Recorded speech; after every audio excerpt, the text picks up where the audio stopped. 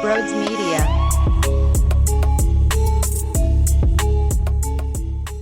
Oh, wow. Okay, well, unfortunately for me, Doc Rivers stole the show, and I'm about to lose my mind for the next 30 minutes. So hold on, because it's going to be bumpy. I'm curious your thoughts on this game, but also on Doc Rivers' comments. So in the comment section down below, share your thoughts. I would love to read and respond. Real quickly, before we move forward, though, if you're new to the channel, make sure you smash that subscribe button and hit the thumbs up button as well. We have a lot of fun here at Broads Media. Come join the party. If you're looking to buy tickets for any NBA, NHL, NFL game, use promo code BROADS at SeatGeek's checkout page for $20 off. It's a no-brainer. You're eliminating all those fees right from the jump. So get yourself to a game today. I'm basically dangling a $20 bill in front of your face, right? I mean, you'd be a fool not to snag it right from me. Promo code BROADS, SeatGeek's checkout, and TikTok, Broads Media. Toss me a follow there. We're implementing some fun things. And with that being said, enjoy the show. What is going on, everyone? Welcome on into Sports Talk with Broads. Unfortunately, I'm not even going to begin with anything that happened on the floor because I had to deal with that garbage by Doc Rivers during the post-game press conference where he attacked Keith Pompey afterwards because Keith asked a very reasonable question about this victory and how the coach felt, knowing that they have been underperforming against piss-poor teams that did not have players available. But apparently in this league, you should be satisfied with every win ever, even though they have consistently been putrid against teams that they should annihilate, even though the Sixers also have problems with their own roster. Ben Simmons. And speaking of Ben Simmons, this is the same guy that felt the need to attack the media and attack the fans last year when we were right about Mr. 2-5, when we were correct about not playing him in crucial situations, but we were dumb and we didn't know the game. Yet Doc Rivers did exactly what we mentioned had to be done, and he looked silly. So when he then goes after Keith Pompey, and I'm paraphrasing a little bit, and I will play the clip very shortly, but when he goes, you're on the road, you're in the NBA, you just don't know. You haven't played enough to know that. Oh, stop it. Oh, yeah. The same guy that did what he did last year with Ben Simmons say that, oh, Ben, you're so much better with Ben than without Ben. You think I'm going to take him off the floor? And then he had to do it. Why? Because we know what we're talking about, Doc. We're not stupid. We're not dumb. We are educated about this damn sport. And when this team sneaks away with one and they don't have the lead against random ass people, when they're missing players, important players, due to situations that we are living in right now, it's okay to question that, and you shouldn't have a huge smile on your face just because a win is a win. Yes, I want to win over a loss, but there's a common theme right now with this basketball team, which is against weaker opponents, they're not performing at a high enough clip. That is true as well, right? You can't just put away all the information and all the data that happens in a basketball game and pretend that you could just bottle that up and throw it in the trash because you got the win. That's not real. That's fake. That's what a bad coach would do. So it pissed me off what Doc Rivers did, okay? Because you can't just pretend that this is all beautiful and all smiles here. Now, he goes down the path of, this is the NBA, all right? It's tough. These guys grind hard every single night. Stop, all right? You could say that once in a while. Sure, once in a while, yes. But it's always happening right now. It is happening every single night. It's not because the other team is playing that damn hard. Trust me, this is the NBA, Doc. We've all watched it long enough. When you have the better talent, you take control, especially when we're talking about these teams that are missing Jimmy Butler, Bam, and Gabe Vincent is waxing your ass. It's unacceptable with what we've seen. This is a good win, and it's okay as a journalist to ask the question, how do you feel about this win? Because it was a weird game. Joel Embiid dominates. Tobias Harris gets a triple-double, but it was very Ben Simmons-like. One of those hollow triple-doubles, in my opinion. Now, I'm not going to shy away from the fact that because the other night Seth Curry didn't have his best shooting performance, but he had 9 assists, and I appreciated that. So I won't pretend that those 10 assists isn't strong for Tobias Harris as a power forward to find some teammates and help out in other areas. He did get to the free throw line, and he was aggressive, but he missed a million bunnies, a million layups. I thought that his triple-double by the end of it, it did not scream as insane of an impact as a triple-double would. Right? We do this all the time with Russell Westbrook. Here's another triple-double. Yeah, that's great. But your team didn't really feel... The name triple-double is sexier than the actual impact itself. But I will credit him for doing other things and still finding ways to help out the team. But I'm not going to give him a standing ovation by any means just because of that. Because I don't think that that's fair when analyzing what we saw on the basketball court. Niang was actually look, Joel Embiid was the player of the game, but I could give him player of the game every single game. So on Broads Media Twitter, we do the graphic post game of my player of the game, and I actually gave it to Niang, who logged in 22 minutes. He gave you 19 points off the bench. There was that second half spurt that was massive, where he starts with that weird, awkward Euro step, where he makes a tough bucket, hits some threes as well. He finished with 5 threes. I mean, without him during that stretch, who the hell knows where the team would have been towards the back end. Now, luckily, Joel Embiid was hitting some unbelievable... He had the three-pointer where he's jab stepping and then cashes for 3. He gets to the line whenever he wants to. So Joel took over even defensively towards the end. A big play, getting back towards the basket and protecting the rim. So he did it all for sure. There was the play, too, where they were able to get the ball back after Doc Rivers. We always talk about him with the challenges and questioning what's going on there. He had a nice challenge there that helped out the 76ers while I'm watching Nick Nurse bitch and complain the entire time. But I'm not going to lie to anybody or sugarcoat things.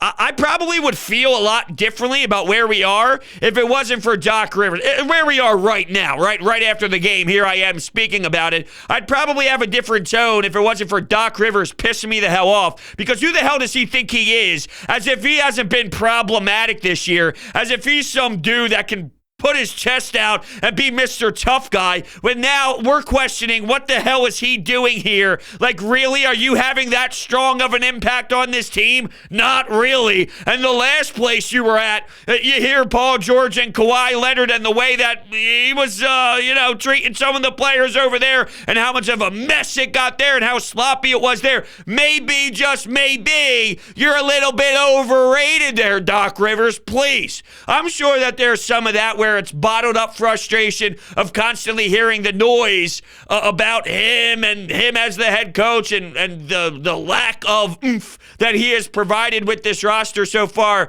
this season. I'll always tell you, when you have Matisse Thybulle who can't play offense and he passes up wide open threes and decides to drive and then try and make a layup, but it's actually 9,000 feet off the glass and doesn't even touch rim. Yeah, that's hard to coach around. Not having a point guard because Ben Simmons is afraid to play the sport of basketball, yeah, that's hard to coach around. These are real things. But within a coach's role, the fact that this is what we're getting, I expect more out of a name like Doc Rivers. That's for sure. I do. See, we talk about things like this. All right, Joel Embiid on Pascal Siakam. I like that move, right? You saw that. It was beneficial. So what do you do at the second half? Let's change things around. Oh, Pascal Siakam ends up cashing in some shots there and getting some looks and knocking in some buckets. Oh, what the hell are we doing? I can't believe it. I really can't. I'm thinking about his facial expressions, and I'm thinking about his answer right now. And what I'm going to do is I'm going to play the audio right now. So here's Keith Pompey of the Philadelphia Inquirer. It's a 2-minute exchange, but I want to play it in its entirety because I think it's very important. And I'm going to watch it here too, so I'm going to get pissed. I know I am. Here's Doc Rivers and Keith Pompey postgame. So with that being said, I guess you're not concerned at all at having these close games against these undermanned teams? No. I think, it's funny. When we were undermanned and we won a couple of games and we had close games that we lost, I didn't hear that in reverse.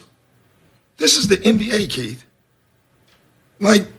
Think about that stretch when we had all those guys out and we lost 4 and 5 games by 1 point, 3 points. Do you think their coach was worried that they won by 1 or 3 points? These guys play hard, man. This is the NBA. Every single guy in this league can play.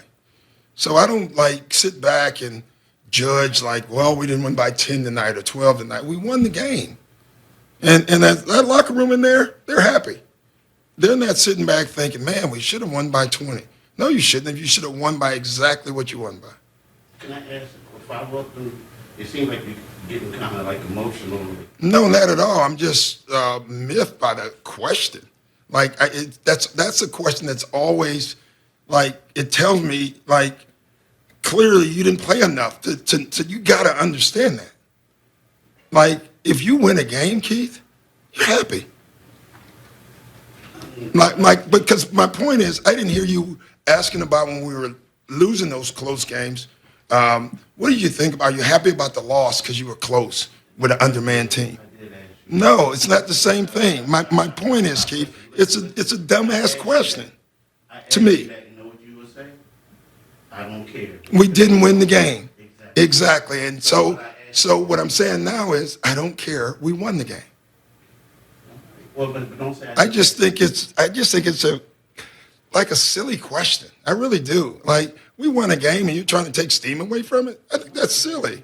Well, Doc, I think it's silly that you don't recognize that this was not a pure basketball game. And I get it. It's not always going to be pure. He is right where you can't just snap your fingers and it'd be perfect throughout a 48-minute stretch because that's not real life. But there is something to, and I'll tie this because I was writing down notes as he was responding. And I'm pissed off that I'm not talking about the game itself because I should be talking about the game itself. But he goes, do you think other coaches, when the Sixers were undermanned and they were battling with those teams, do you think other coaches were asked about it?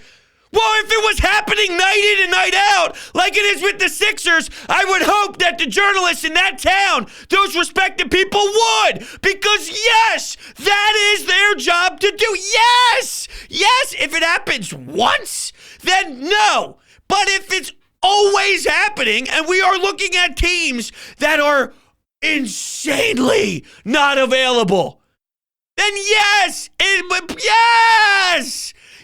those teams that the Sixers played against, if they went through a stretch of 5 undermanned teams and it was happening every time, yes! It's really not that hard to comprehend. Now then, he talks about that team, the team in the locker room, they're happy that they won the game. You think they're in there thinking about, we should have won by 20 instead of what we did? Yes! I want them to not be satisfied. I don't want them waving pom-poms, right? Oh, this was beautiful, fellas. Look, there's going to be ugly wins in an 82-game schedule. There's no doubt about it. But it's less about this one individual game, right? It's not just this game, tonight, what they did in a weird building, by the way, because of Canada and their restrictions and not being able to beat a full capacity. But let's be realistic here, fellas. This is about a body of work so far. So when you go, hey, about undermanned teams lately, it's about the body of work, not just this game. So yeah, I don't want them to be happy. I don't want them popping champagne in the locker room. Come on, Doc, what else? Oh, Keith, you didn't play enough. Stop with that. That's almost a defensive mechanism is what I hear. When I hear somebody say that, you don't know, you didn't play, you don't know. You got nothing else. I'm going to die on this hill because I have nothing else. You just don't know. No, that's not the case at all. We do know. That's why we're bringing it up. Come on. So when I was hearing this, I was clearly all over the map emotionally. So I texted somebody who I knew would have a little bit more information than most. And the response that I got is, maybe the relationship, and this isn't shocking news, right? Maybe the relationship, I should probably not say right until I tell you that information because, well, you don't know what I'm about to say. But anyway, probably not the best relationship between Keith Pompey, someone who's been covering the team for a long period of time, writing specific stories. Not that I don't think he's a bad reporter by any means, but I could imagine player relationship with some journalists based off of some things that are written, especially because Keith has been doing it for so long that maybe they butt heads and they don't really see eye to eye on certain stories and things of that nature, right? So Doc Rivers taking this approach towards Keith Pompey to somewhat have the room of the locker room. Maybe that was his approach towards it of, look, we know some guys feel a certain type of way. I'll kind of clap back at them. Maybe it's some sort of way that we can bond over this or something. Maybe that's the approach he took. But whether that is the case or not the case, I can't fault the guy for having his team's back. But it's never good to go you versus us. What does that do, right? You did that last year, and you look like a moron. You look dumb because we were right. And we're right once again. I'm not stupid. I know. We are right. There's plenty of reasons why the Sixers are where they're at right now. They went through their own COVID protocols. They're playing $30 million less than everybody else, right? We've been through that whole entire dialogue already before. So there is legitimacy to that and with where their roster is right now. No doubt about it. It still isn't an excuse for some of these outings that we have seen, which are just flat out putrid and unacceptable, right? All of this can be true. They would be better with certain roster situations figured out. If they could trade Ben Simmons and things moved along in that department, yes, no doubt. But even as not properly constructed, as currently constructed, Gabe Vincent shouldn't be beating you down. And these teams shouldn't be beating you or making it close. So it's both is true. But the didn't play enough is a defensive mechanism. And then the last thing he says is, well, when the Sixers were undermanned, did you tell us? Well, hey, at least you're Yes! Yes! When the Sixers were undermanned and you guys were battling with opponents and you were on the road and you were playing Golden State, were there questions asked and were we having dialogue about us being proud of the team for just show and fight and not necessarily coming out with the... Yes! Now, was Doc's answer, hey, we didn't win the game, so that's all that matters? Yeah, there's probably that approach as well. But don't act like we're not looking at the context fully here, because that's what we do. It's not just about the result. It's about the process to get to the result. So if you are losing a game with 9 guys in COVID protocol, 8 guys, whatever the hell it was, right? And Danny Green was banged up at the time and all that happening, and you lose the game, but you battle with Steph Curry and you're on the road and goes, yeah, the result is what it is, but we're happy with the process on how you came up just shy and lost by a couple points. We value that, just like we value watching this team and seeing how they get to the result, whether it's a win or a loss. We want wins, but to act as if you just pretend whatever happened didn't really happen if there's a win and it's just, that's silly. That is silly. And maybe there's a correlation with the way that he's viewed maybe around the league and that. Seriously. We're going to continue this. We have anytime hotline calls as well. Let me tell you about D. Simone Jewelers. They are my jeweler. I got my fiance's engagement ring from them, and I continue to go back. Birthdays, holidays, Valentine's Day, you name it. And you should as well. They're a family-owned business located in Haddonfield, New Jersey, previously in Jewelers Row. Will, Lou, Nick, and Mike, they will take care of you like you are part of the D. Simone family. They work with you to get the best design at the most reasonable price you will find in the market. They provide custom jewelry design, jewelry repairs, appraisals, watch repairs, so much more. Look, I know Christmas is over, but there's still plenty of time to go over there. They will absolutely hook you up, especially if you tell them that Broad sent you. I had a few people reach out to me on social media saying, Broads, I'm going in, and then they ended up doing what they needed to do, and it's, dude, wow. I'm like, yeah, I know. I actually had one buddy who went to a different place. So I got my engagement ring first. Then my buddy went to a different spot, and we were kind of talking about things. He goes, wait a second, excuse me? Yeah. And we talked details, right? One of my good buddies. And he's like, ho. He actually returned the other ring and then ended up going back, like took a hit too, because he lost a percentage by returning the custom-made ring. And the deal was so damn solid and for a beautiful, beautiful ring. It was worth it to lose that cash and still go to DeSimone Jewelers. That's how much they really do hook you up. Tell them Brode sent you. DeSimoneJewelers.com is their website. You'd be a fool not to check them out. All right, what else happened in this game? Mark Jackson on the call. I thought Mark Jackson did a good job. I'm not going to lie to you. I actually thoroughly enjoyed Mark Jackson getting an opportunity. And jack of all trades, right? He was doing in-studio with Barkan. He was doing the color commentating with Kate Scott. I actually thought he did a very good job. I would love to hear him do some more calls for sure. He brings that passion. He brings that energy. And, I thought he did an excellent job for getting thrown in there here. What the hell is going on here? I'm trying to minimize some screens. And looking at some more notes, Korkmaz had 10 points. There you go, back-to-back games for Korkmaz getting some recognition for some strong play, considering prior to this, it's been probably the most I wanted to ever throw up watching him play in his NBA career, and that's saying a lot because he's had some really filthy, awful, disgusting, terrible, brutal moments for sure. And then Seth Curry defensively, I had no idea what he was doing. He was absolutely lost, just making very poor decisions, and it was one of the most bizarre things I saw at times. Not that he's not normally, he's not a good defender. We know that, right? So it's not mind-blowing that he is making these decisions, but when you see it out there, it's how does your mind even operate that way? He was definitely poor when it comes to the defense. All right, let's rock some Anytime Hotline calls here. Let's start things off. Here we go. Yo, Brody, what's up, man? Big fan of the show, man. I just got one question. Why do we continuously go against the hot hand? I just don't understand it. Every night, it's the same thing every game. Joel cooking, here come, Tobias, stop going to Embiid.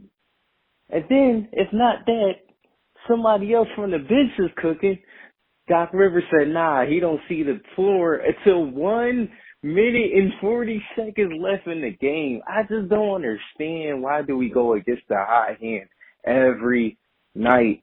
And every time we play against another team, they always go to the hot hand, and we cannot stop him at all. Yeah, there's no reason why Boucher should be out there crushing as many threes as he was and having that type of night. There's always a guy, and I don't know why, but there is literally always a guy that crushes you when you watch the 76ers. And yeah, I don't know. I don't know a lot of Doc's decisions, to be honest with you. I'm not going to act as if there's a billion options available for this team night in and night out consistently. Something we've been bitching and complaining about, rightfully so, is they just pass up a lot of shots and they're unwilling to shoot the rock. Now, getting Niang back is definitely a staple to that bench, and I think it is important to have somebody like that who is a known role player that can kind of give you that vibe. And let's be realistic, there's a big difference with how these role players act when they're at home compared to on the road, and to have that type of surge was extremely important. But yeah, with late decisions, I don't have the answers. I really don't. We can question so many different things that Doc Rivers has done throughout in general. I thought Joel Embiid really bailed out the team, and that's what NBA superstars do in this league. And it's funny, there hasn't been as much hate, and there hasn't been as much phone calls from T from South Philly who said this is Maxi's team now. Joel Embiid, he's not the guy. Without Joel Embiid, really, where is this team? He's consistently putting up 30 points. Now, if he's scoring something along the lines of 30, you look at that as an off night. Really? Think about that. If Joel had 30, your response would be, Joel did his thing, but it wouldn't be anything wild, right? Because you're numb to it. 30 is what we expect. Okay, well, when you're expecting 30 from an individual, that's because he's on a tear and he's on another level. So just to be clear, anybody early on who saw some ugly moments from Joel and thought that this guy, we should trade him, blow it up. The list goes on and on from what the reaction was at times. No. It's so difficult to have this. How many times each night are we hearing, well, the only two players to do this is, Allen Iverson and Joel Embiid, or, the best in the game. Like, we're talking Dr. J or Joel Embiid, right? Consistently one of the all-time greatest players that we've seen play in this city, and Joel Embiid. So just remember that as we continue to get this type of play, and don't you dare come back into the comments section after one bad game or one slip up or one poor effort after the obnoxiously great week and a half, 2 weeks, 2.5 weeks that he puts together. It's like there were actually individuals, I couldn't believe it, but I could believe it at the same time, who elected to tweet at me. And they weren't being sarcastic either. These were actually Furkan Korkmaz supporters, because I know that they are. They've reached out to me in years past, and I've went back and forth with them before. How about my guy Furk? You bashed him and said he sucked. He's coming back. You watch. Come on. What are we doing here? What are we doing here? All right, let's take another call. What's up, bro? Just what a great team win tonight, in my opinion, by the Sixers. You had pretty much everybody contributing. You had Embiid, he had 34 to 36 points with 11 rebounds. He was phenomenal. You had Tobias Harris. He was not efficient, but he had his first ever triple-double. You had George Niang off the bench. He had 19, and Furkan also chipped in. So it was a great team win, great effort on the defensive side of the ball. I need to underman Raptor team. And it's a great win. Hopefully they can beat the Nets on Thursday. See, I mean, look, when you look through the box score and you start reading off numbers, yeah, Joel Embiid did his thing, and then you had Niang and Tobias triple-double, and then it screams with Furkan giving you double digits off the bench. Oh, well, it was a team win because guys stepped up. But in reality, Joel Embiid was just on another level. He willed you to victory. And I'm not trying to downplay Niang, because I actually thought he was the next guy in my eyes that really popped off the screen and was very, very, very important. Who knows where that second half would have went without that spark that he created, and that's what his role is. At the same time, he brings some toughness too, by the way, like a little bit of an edge to him. Don't get me wrong. It's not like and I don't want to, the end of the Mike Scott era was so poor, but, there was a time where Mike Scott brought toughness. It's not that level of toughness. It's just he plays with, I don't even think saying he plays hard. It's hard to describe it, but I feel if you watch him play, you understand what I'm trying to say with like the physicality side of it. He plays with toughness, but not in like a goony, I'm going to play NBA street ball, like a tie street ball into the NBA style. It's not to that level. It's like within the respect of the game type of thing. But anyway, where was I going with that? Oh, the great team win thing. Yeah, it really is, for me, more about just Joel Embiid saying, screw everybody, give me the basketball, and I'm going to hit a three-pointer when we really need to, and I'm going to go to the foul line when I really need to, and I'm going to get my advantage that I have inside the paint there, and nobody's going to stop me, and I'm going to lay it up, or someone's going to foul me as I'm right underneath the basket, throwing it over my head and kissing it off the glass for an and one. Yes, players on the box score had numbers afterwards. I just don't think that really, truly did describe the entire flow of the game. It seems that it was prettier of a team win on paper than it actually was watching the basketball game, in my opinion. And that's kind of where we're going to end things here. I do need to let you know about WinView. WinView is the nation's leading sports predictor, allowing you to compete in pregame or live contests against other people, not the house. There's all sorts of free contests, but of course you can always put money in as well. And it's not like your traditional sports betting. It's not a sports book where you're betting on the over-under or you're betting on prop bets or things of that nature. You just answer questions about the game. It's a really cool setup. Absolutely give it a shot. There's nothing to lose. Winview.tv/broads. The link is down below in the bio. Please sign up utilizing that link if you do choose to do so. And like I said, give it a shot, give it a whirl, play some free contests, and then throw some money in there once you realize, hey, I can definitely do some damage on this app. For example, it's will the Eagles win the game? And you kind of answer that question, yes or no. Will Devontae Smith score a touchdown? Yes or no. And you kind of go through these questions, and when you get them all right, you end up cashing in and having having a really nice payday. So it's a lot of fun. I'm addicted to it. I do it consistently. There is a deposit bonus, a promo that doubles your deposit up to $100. So that means first-time users, if you deposit $50, you'll get $100. If you deposit $100, you'll get $200. This is the perfect bonus to take advantage of during the NBA season, the NFL season as well. Winview.tv/Broads. We'll see how this team ends up playing on Thursday. And maybe you can utilize WinView to check that out. They play the Brooklyn Nets, so we'll see, right? Brooklyn Nets, yes, 7 o'clock in Brooklyn. We'll see. All right, everyone, thank you so much for hanging out, and we'll see you next time.